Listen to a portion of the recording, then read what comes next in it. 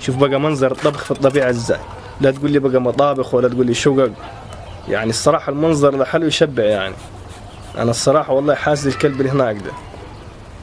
بص من جمال المنظر ازاي انت. حاجة يعني تبارك الله. ايه هيعمل طعمية ده ولا ايه؟ ابتدى يحط في الالوان بقى والشطة هنشوف بقى هيعمل ايه.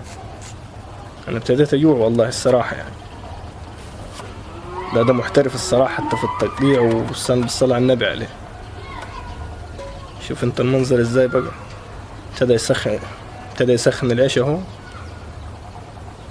ده حرق.